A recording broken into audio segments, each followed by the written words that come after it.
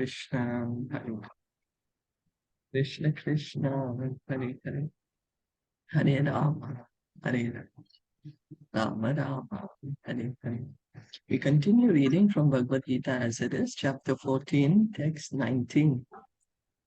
We have been hearing Krishna speaking to Arjuna about the modes, the different modes of nature. Nanyam gunebhya kartaram. Nanyam gunebhya kartaram. Yada drashtanupashyati. Yada drashtanupasyate. Gunebhyascha param veti. Gunebhyascha param veti. Madbhavam sodikacchati. Madbhavam sodikachati.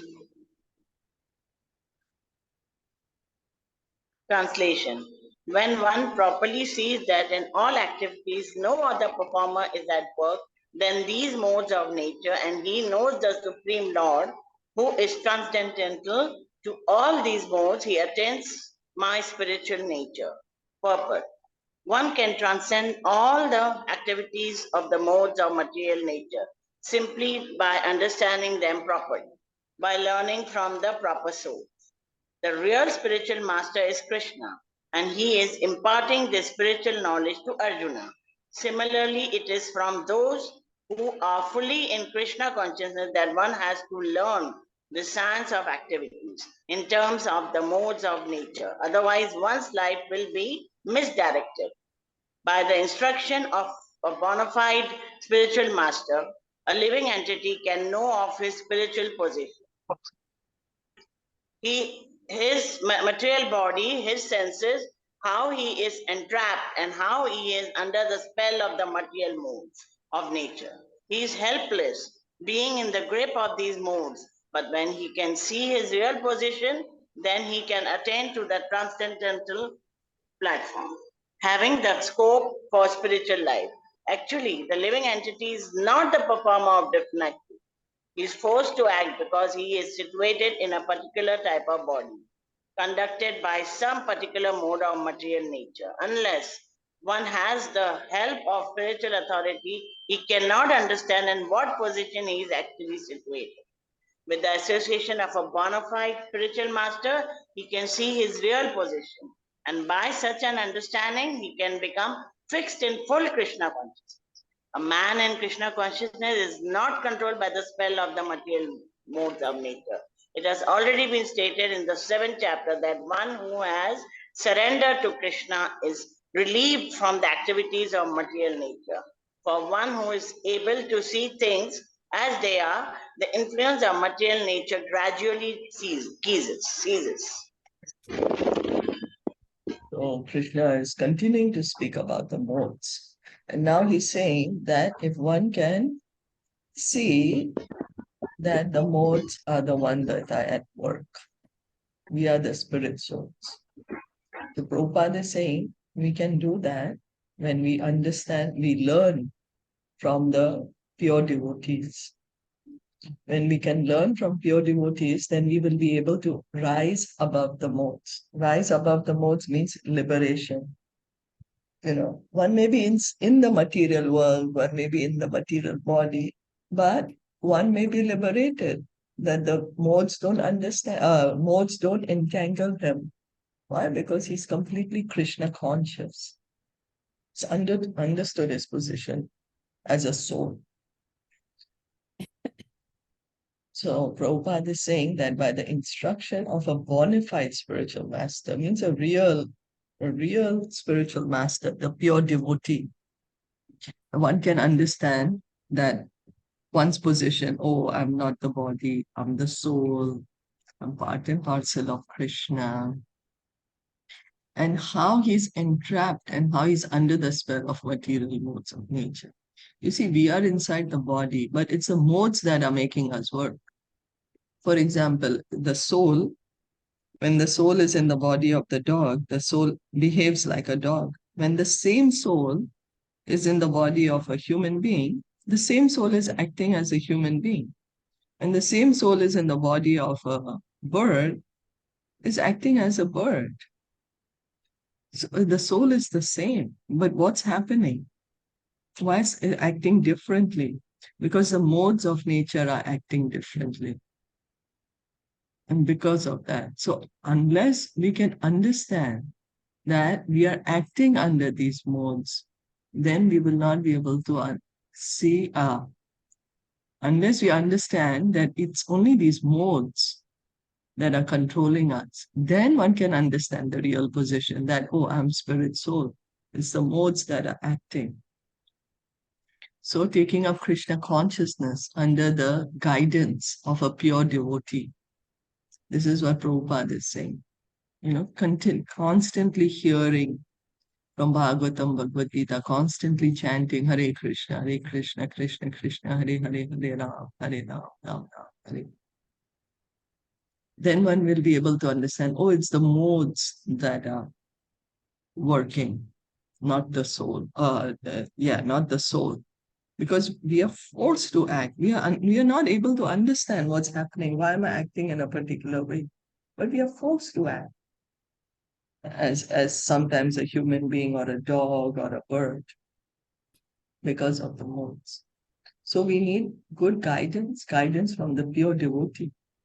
Only when we have this guidance that we can understand our position. And Prabhupada is saying one who has taken shelter of Krishna, one who is Krishna conscious, is liberated. The modes don't bind him. He's not under the control of modes of nature. He's understood his position as spirit soul, part and parcel of Krishna. So he acts in that consciousness. So he rises above the modes. And that is liberation, rising above the modes. Gunan etan atitya tren. Gunan eta atya trin. Dehi deha samudbhavan. Dehi deha samudava bhava. Janma mrityu jara dukhe. Janma mrityu jara dukher. Vimukto mritam ashnute. Vimukto mritam asunite.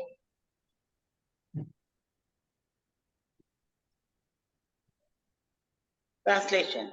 When the embodied being is able to transcend these three modes associated with the material body, he can become free from birth, death, old age, and other distresses, and can enjoy There is. nectar even in this life. Purport.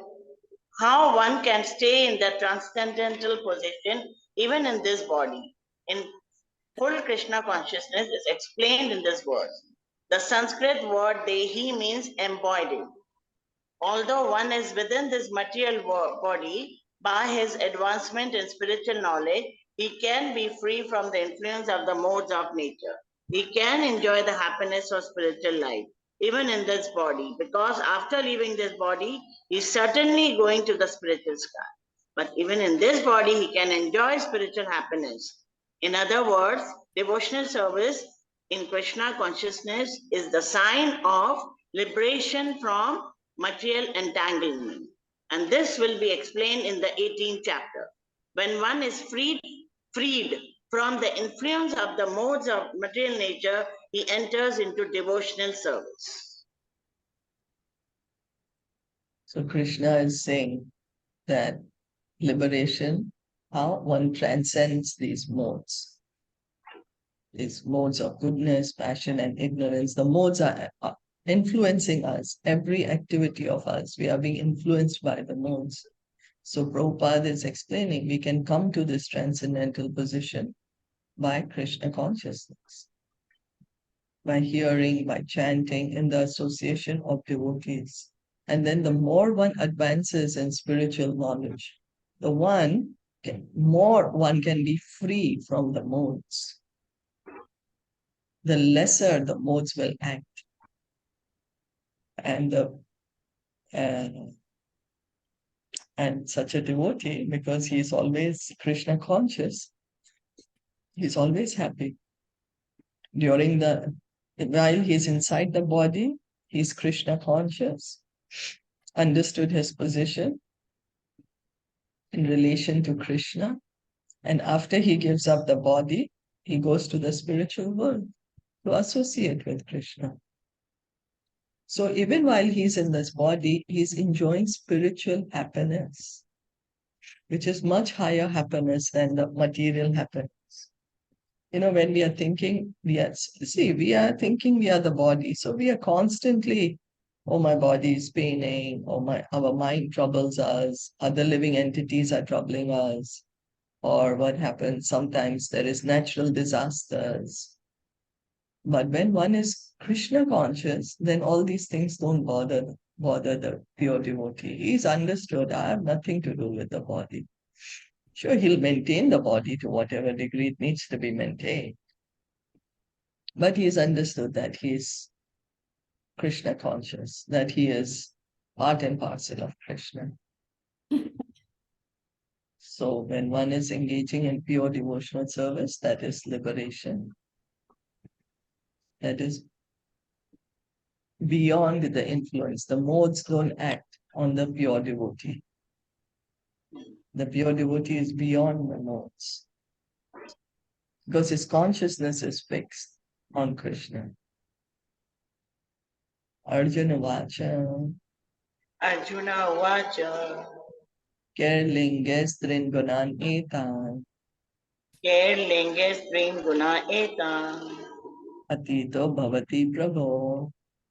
Atito Bhavati Prabho. Kim Achara Katham Chaitans. Kim Acharya Katham Chaitans. Tringunan Ativartate. Tringuna Ativarte.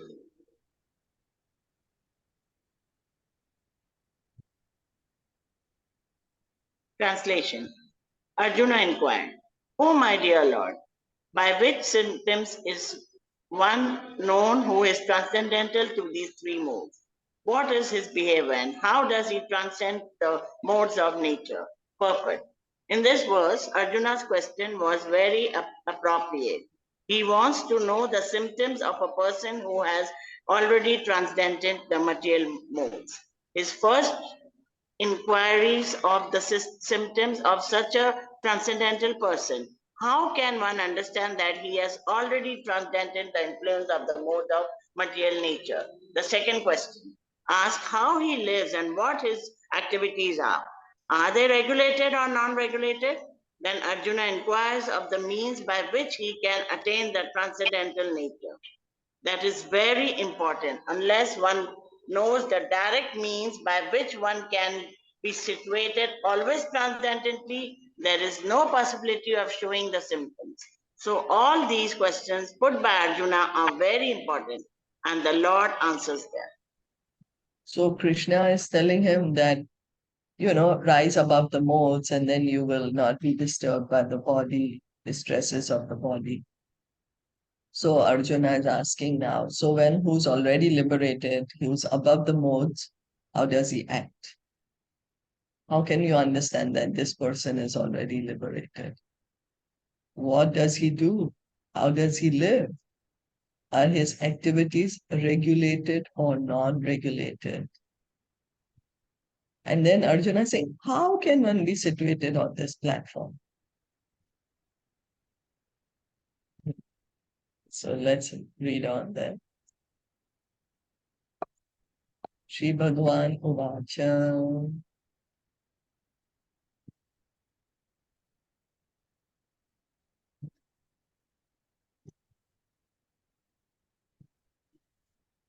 Prakasham cha pravritim cha moham eva cha pandava Moham eva cha pandava na dveshti sampravrittani na devti sampravratani na nivritani kankshati na nivritani kansate udasina vad asino Udasena vad asino guneryo na vichalyate. guneryo na vichalate. guna vartanta iti evam.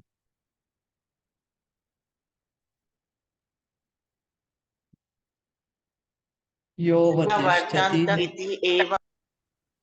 yo vatishtati Yo nenkate yo vadishtati nengate. samma dukkha sukha swastha Sama dukha sukha swasta. sama lotashma kanchana Sama lotashma kanchana. tulya priya priyo dhiras Tulya priya priyo dhiras. tulya nindatma samstuti Tulya nindama samstute. mana payaman nayostulyas Mana prana tulyas. tulyo mitrari pakshayo Tulyo mitrari pakshayo. sarvarambha parityagi Sarvarambha pratyagi. gunatita sa uchyate. Gunatati sa uchyate.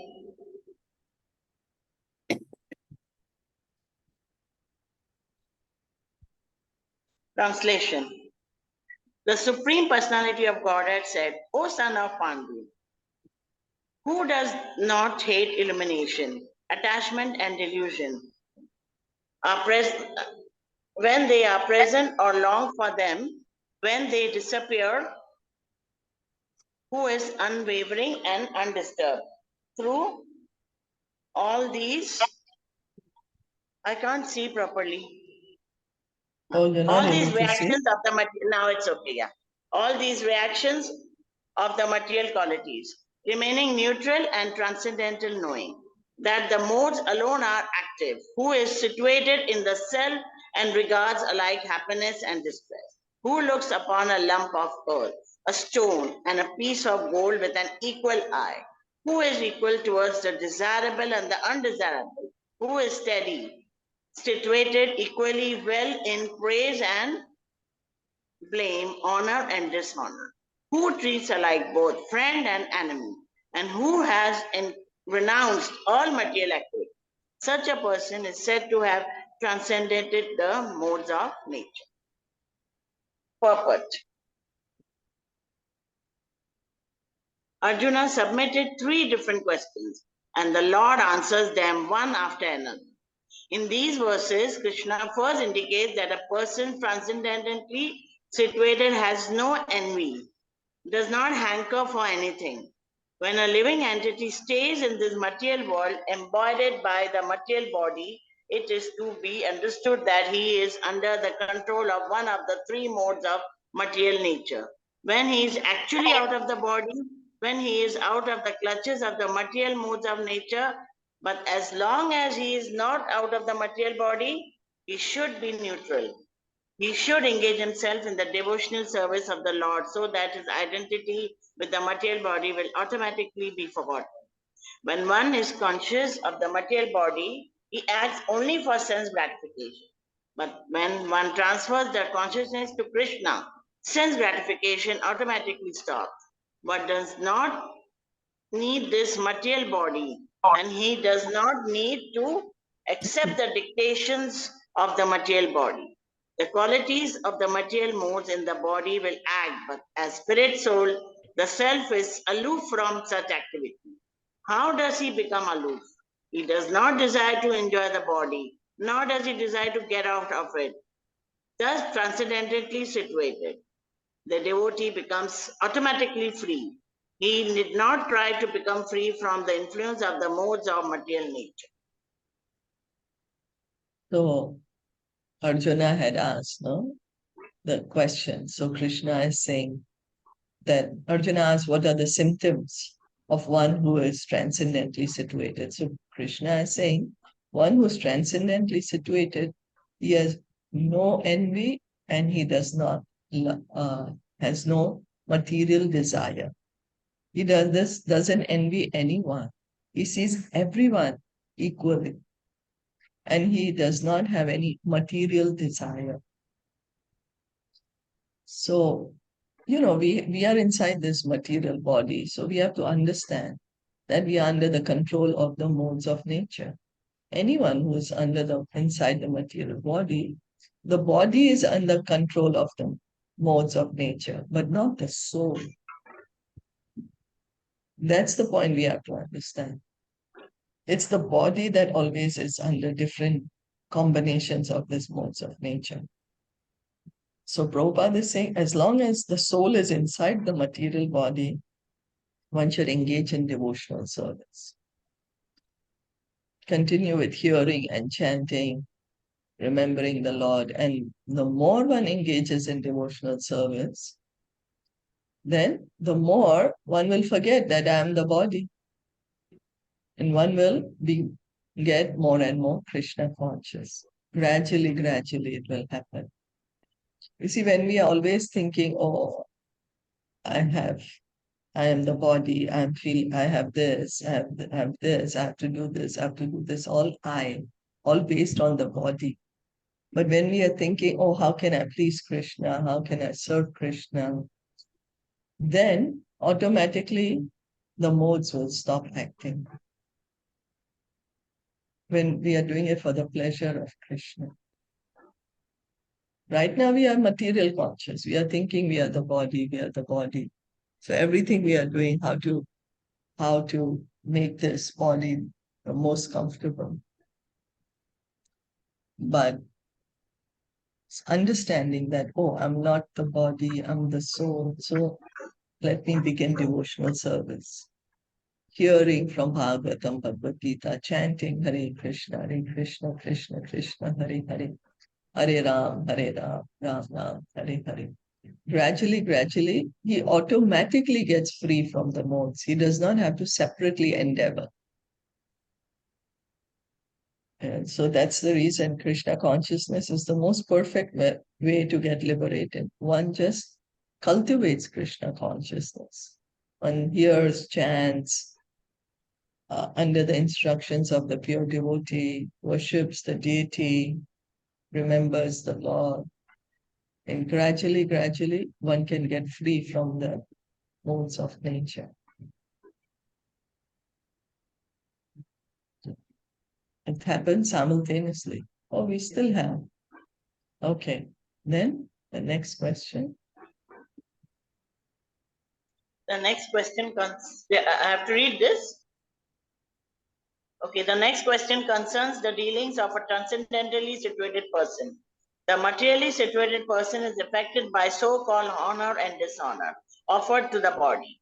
But the transcendently situated person is not affected by such false honor and dishonor. He performs his duty in Krishna consciousness and does not mind whether a man honors or dishonors. He accepts things that are favorable for his duty in Krishna consciousness. Otherwise, he has no necessity of anything material, either a stone or gold. He takes everyone as his dear friend who helps him in his execution of Krishna consciousness. And he does not hate his so-called enemy. He is equally disposed and sees everything on an equal level because he knows perfectly well that he has nothing to do with the material existence. Social and political issues do not affect him because he knows the situation of temporary upheavals and disturbance. He does not attempt anything for his own sake. He can attempt anything for Krishna, but for his personal self. He does not attempt anything and does not attempt anything. By such behavior, one becomes actually transcendently situated. So Prabhupada is continuing to explain that how does he act? What does he do? So he is not affected by honor and dishonor. Because honor and dishonor is for the body, not for the soul. And he's understood that I'm the soul, not the body. So he continues his Krishna consciousness. He continues with his hearing and chanting, serving, doing all his services in Krishna consciousness. And anything that is favorable for his Krishna consciousness, he accepts. Otherwise, for him, gold and stone is the same. For us, we'll say, no, it's not the same. Huh? Gold has so much value, stone, it's not no value. But the Krishna conscious person, he's completely understood that he's not the body, he's a spirit soul, he's on the spiritual platform. So he has no need of anything material. He is happy executing his duties in Krishna consciousness.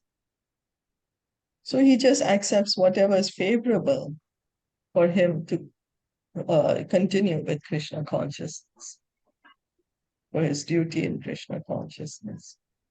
For him, is everyone, he sees everyone equally. He does not hate anyone in particular. He understands everyone is part and parcel of Krishna. Everyone is spirit soul. So it's not that, oh, he says, oh, this one is my enemy. No, he's equal to everyone. And if someone helps him in his Krishna consciousness, then of course, he accepts them as his dear friend because they're helping him. But he's understood he has nothing to do with the material world. He's not concerned with the social political situation. He may speak about it just to be nice, but he's understood, oh, I'm a spirit soul, part and parcel of Krishna, and that's how he's acting. For himself, he does not do anything, but for Krishna's sake, he can take great endeavor. There's so many examples of the pure devotees. Madhavendra Puri, one of the devotees, for himself, he would not even beg for food. If somebody gave him some food, he would eat it. But when his deity Govinda told him that I'm feeling hot, you get for me chandan, he went all the way to Jagannath Puri from Vrindavan. Those days, it was not easy. Travel was not easy. And there were so many tolls, and you needed licenses, like, permissions. So for the sake of his deity, sake of Krishna, he took up this uh, difficult service to collect the sandalwood from there, from Jagannath Puri, and he collected sandalwood and camphor, and he was, getting all the permissions. But for his sake, he would not even go beg for food. He would say, if somebody's going to give it to me, I will eat it. So that's the behavior of one who is transcendently situated. We can't imitate such personalities, because we still thinking I'm the body. Yeah, so we have to take care of our bodies, and we follow the instructions of the pure devotees. We don't imitate them. Imitation is not going to get us anywhere, but we follow the instructions to hear and chant, engage in devotional service.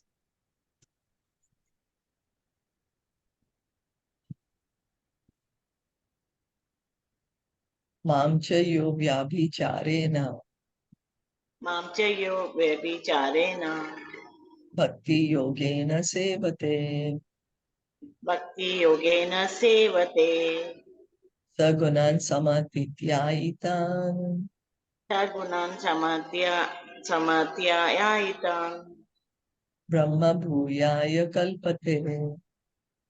Brahma bhuyaya kalpate. Translation. One who engages in fully devotional service, unfailing in all circumstances, at once transcends the modes of material nature and thus comes to the level of Brahma. Purport. This verse is a reply to Arjuna's third question. What is the means of attaining to the transcendental position? As explained before, the material world is acting under the spell of the modes of material nature. One should not be disturbed by the activities of the modes of nature. Instead of putting his consciousness into such activities, he may transfer his consciousness to Krishna activities. Krishna activities are known as Bhakti Yoga always acting for Krishna. This includes not only Krishna but his different plenary expansions, such as Rama and Narayana. He has innumerable expansions. One who is engaged in the service of any form of Krishna or of his plenary expansions is considered to be transcendently situated. One should also note that all the forms of Krishna are fully transcendental, blissful, full of knowledge, and eternal. Such personalities of Godhead are omnipotent and omniscient, and they possess all transcendental qualities. So, if one engages self in the service of Krishna or his plenary expansions with unfailing determination, although these modes of material nature are very difficult to overcome, one can overcome them easily.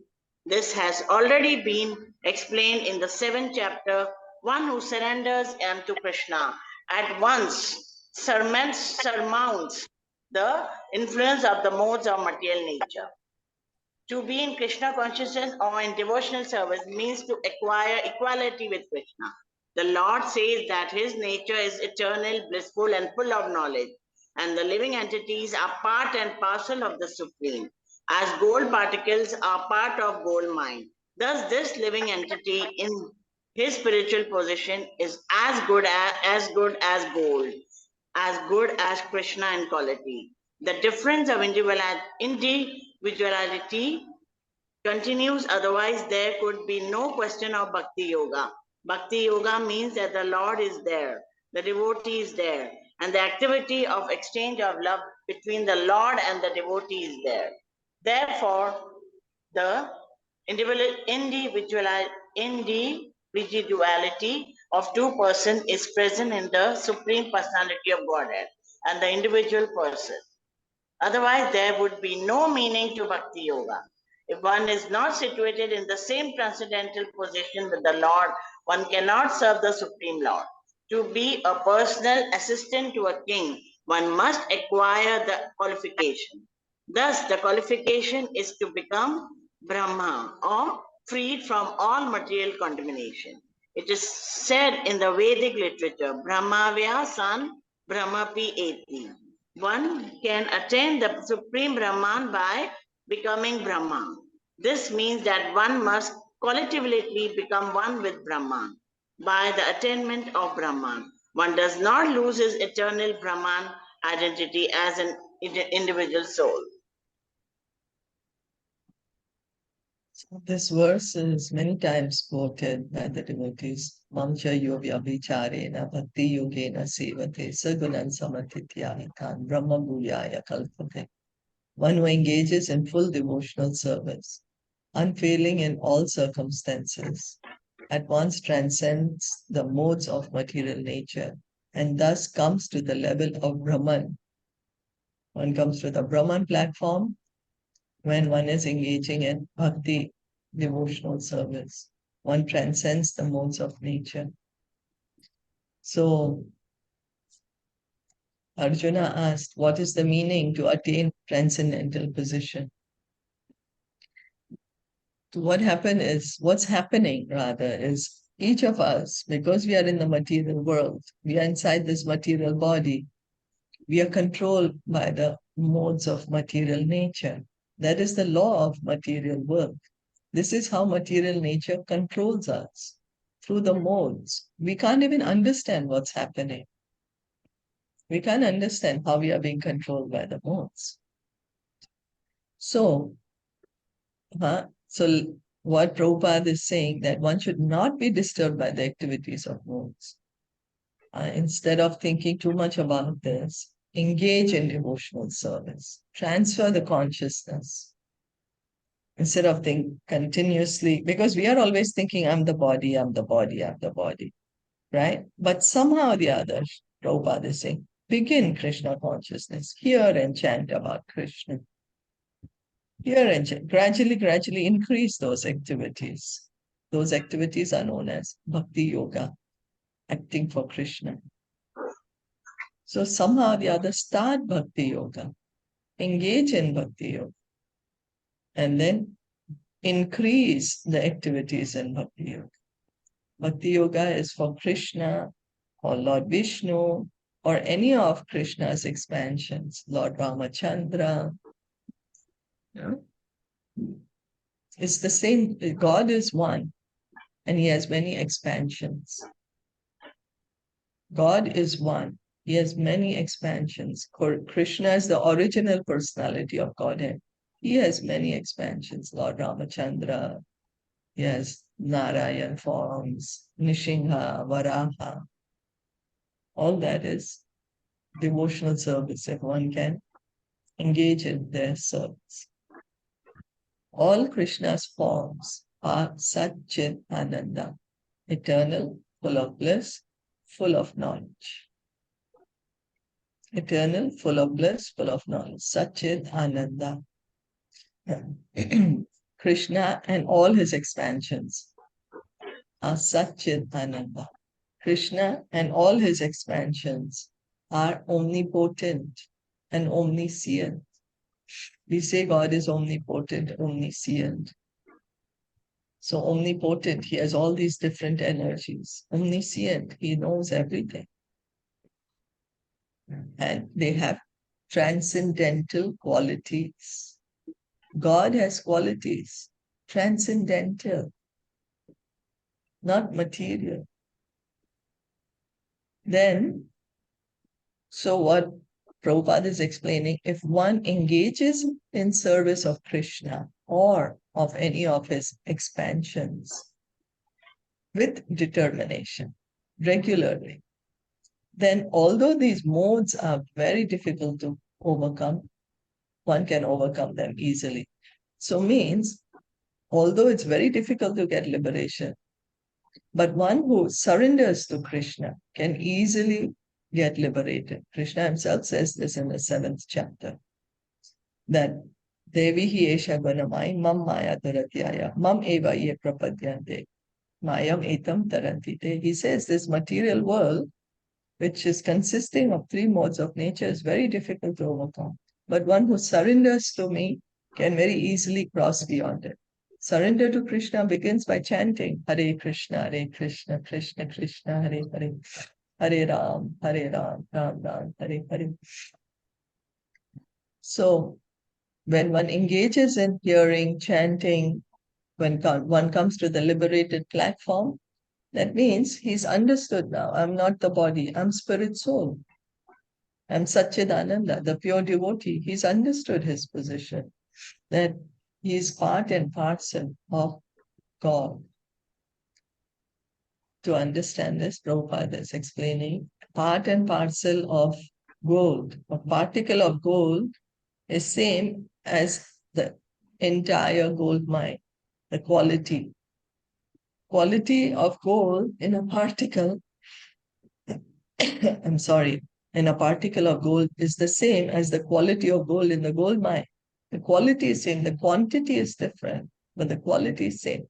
Similarly, we are spirit souls, part and parcel of Krishna. Krishna is the supreme spirit soul. We are the individual spirit souls. Krishna is the Paramatma. We are the Atma. So we are eternally individual. When the soul is liberated, then he begins his real activity.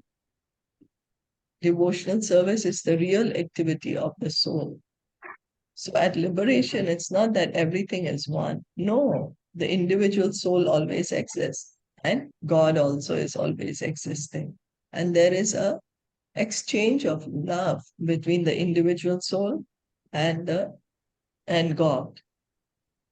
So the 2 of them always there. The individual soul, we are the individual soul. We will continue to remain individual souls after liberation. That's our real position, in fact.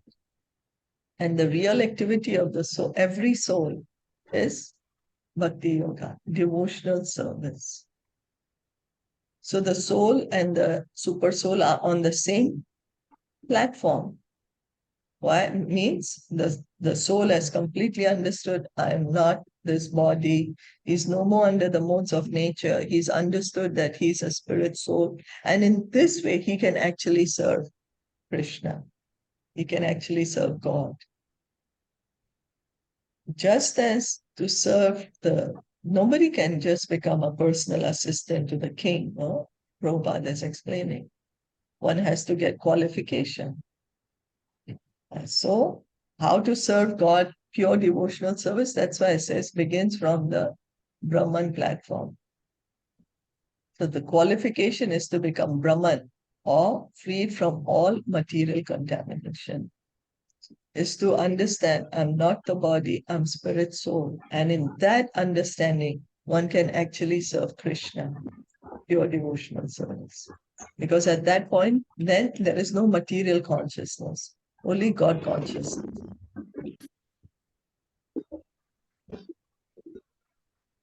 So we continue with devotional service.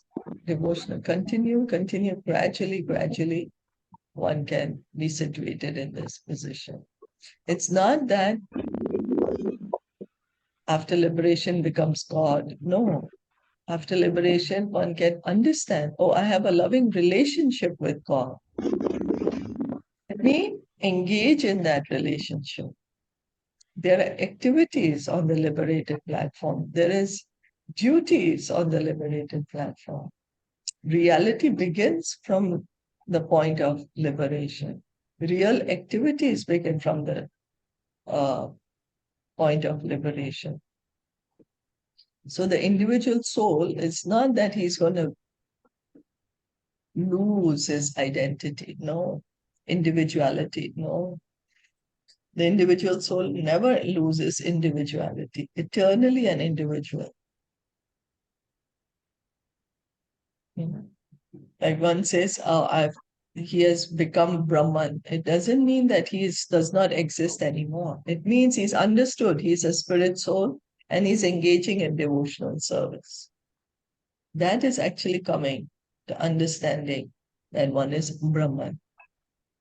That is real understanding that, okay, I am not the Para-Brahman. There is a Para-Brahman and I am Brahman and there is Para-Brahman and I need to engage in service of the Para-Brahman. That is really becoming Brahman.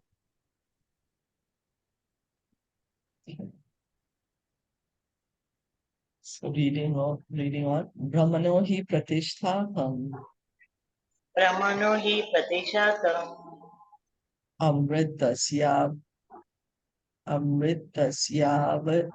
yayasya cha Amrit sasyava ayasacha shasvatasya cha dharmasya Shasvat dharma sasya sukha sai kantikasya cha.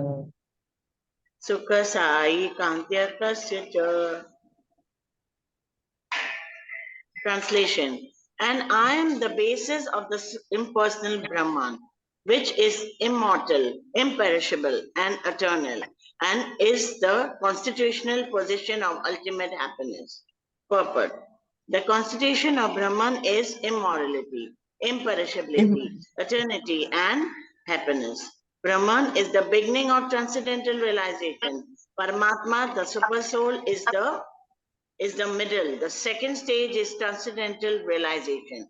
And the Supreme Personality of Godhead is the ultimate realization of the Absolute. Therefore, both Paramatma and the impersonal Brahman are within the Supreme Person. It is explained in the 7th chapter that material nature is the manifestation of the inferior energy of the Supreme Lord. The Lord impregnates the inferior material nature with fragments of the superior nature, and that is the spiritual touch in the material nature. When a living entity conditioned by the material nature begins the cultivation of spiritual knowledge, he elevates himself from the position of material existence and gradually rises up to the Brahman conception of the Supreme. This attainment of the Brahman conception of life is the first stage in self-realization. At this stage, the Brahman realized person is transcendental, so to the material position, but he is not actually perfect in Brahman realization. If he wants, he can continue to stay in the Brahman position and then gradually rise up to Paramatma realization and then to the realization of the Supreme Personality of Godhead. There are many examples of this in Vedic literature.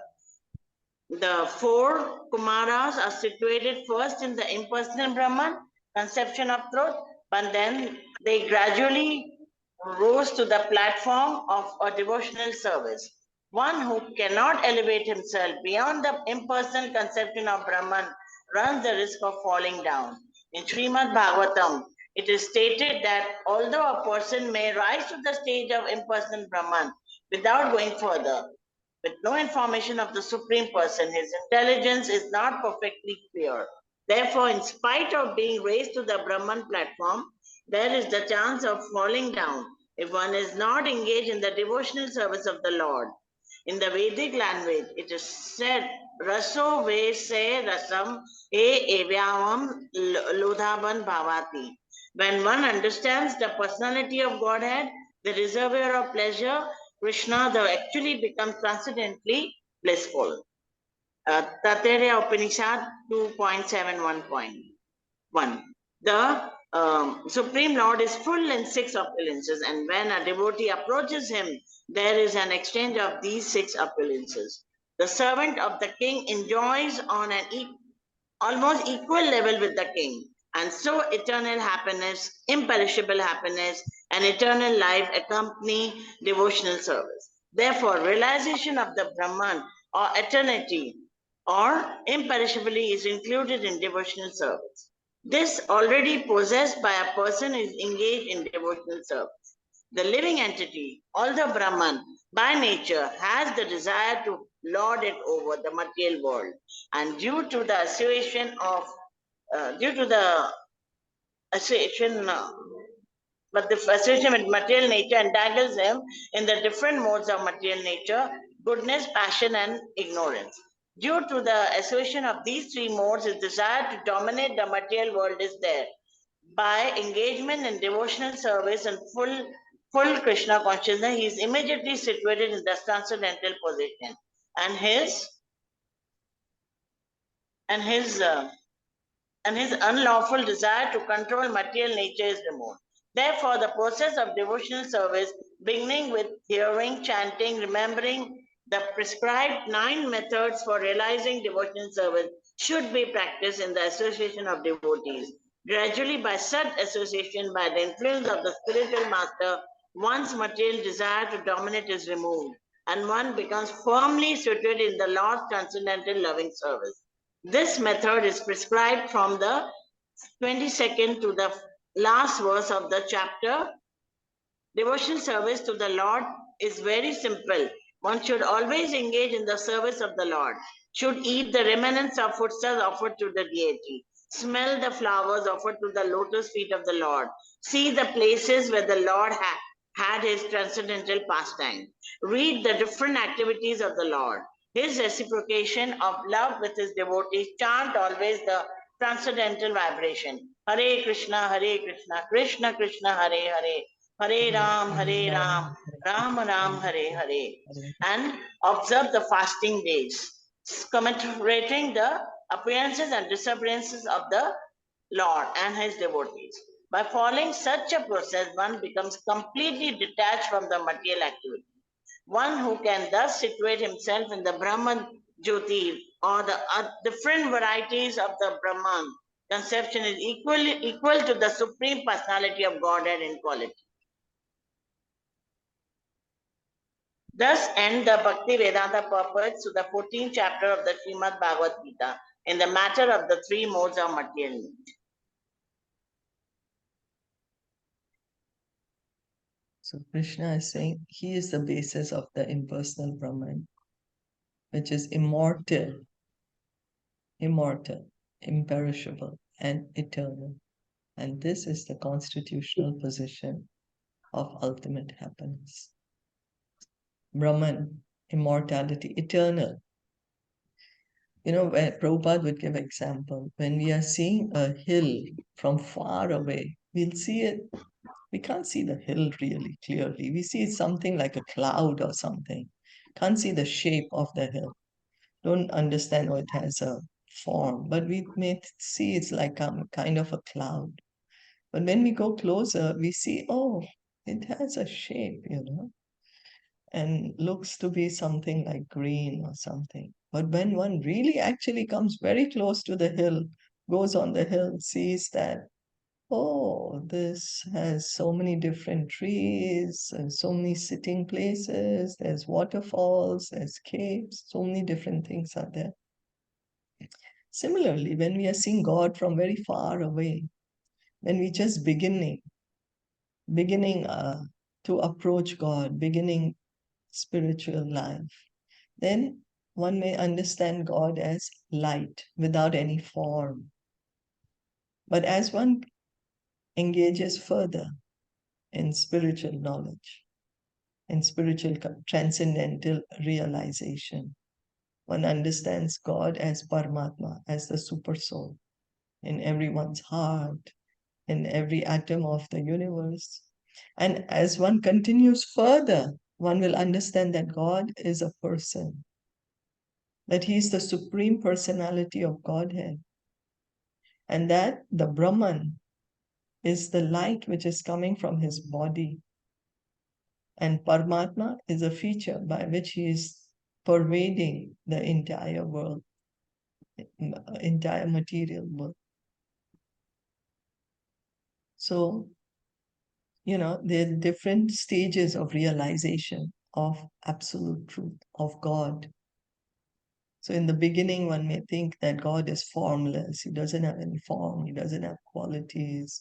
As one engages further, one gets more spiritual knowledge. One can understand, oh, God is Paramatma in everyone's heart, in the atom of every universe. And as one engages further in transcendental realization, one understands, oh, God is a person. And that is the ultimate realization of the absolute truth. And God is a person. And the light that's coming from his body, and that Paramatma is a feature by which he's pervading the entire world. So this material nature is God's inferior energy. We say God is omnipotent. So this material energy is one of the energies of God. And she is called inferior energy. Similarly, we, the spirit souls, we are called superior energy. And God puts us here. He puts the souls here inside the material world. So we are the spiritual energy, superior in nature, but we are put here. Bhagavata, and then Krishna says why we are put here. Because of our ichcha and dvesh, our desire to imitate God, and our envy of God, to become God. That's why we are put here. And when we are put here, our material life begins. We start thinking we are the body, and we want to, try to control because we are trying to imitate God. So begins material life. But then when the soul, he begins to cultivate spiritual knowledge. Then gradually, he will understand. He will increase his knowledge, and then gradually he'll understand Brahman conception of Supreme. That what is Brahman realization is that I am not matter, I am spirit, and that there is a Supreme Spirit. That realization is there. Brahman realization means understanding that God is the Supreme Spirit. So this is the first stage of realization. And it's not completely perfect because still one has to realize that God is a person, that he has a personality. So from here, from this Brahman realization that God is the Supreme Spirit, one goes on further to understand God as Paramatma, and then goes on to understand God as a person. An example Prabhupada is giving of the four Kumaras. The four Kumaras were Brahmavadis. They were situated in the understanding that God is the Supreme Spirit. that God is the Supreme Brahman. They knew that they are not God. They knew they are not. They understood that they are Brahman and that there is a Supreme Brahman. But from there, they became pure devotees when they smelled the tulsi leaves that were offered to the lotus feet of Lord Vishnu. They became pure devotees.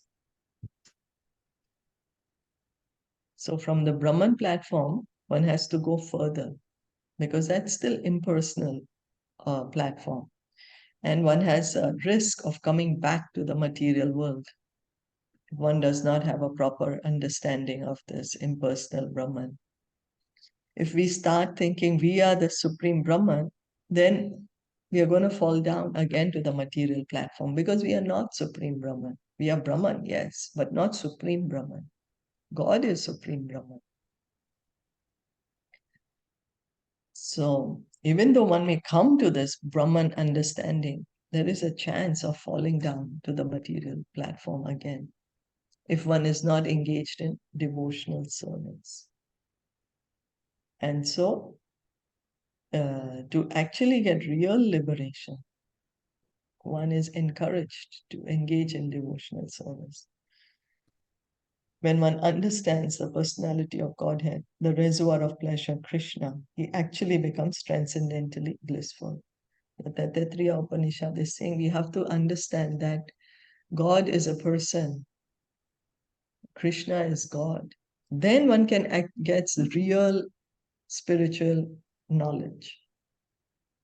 Krishna says, Vedesya sarver ahameva vedya. By all the Vedas, I am to be known.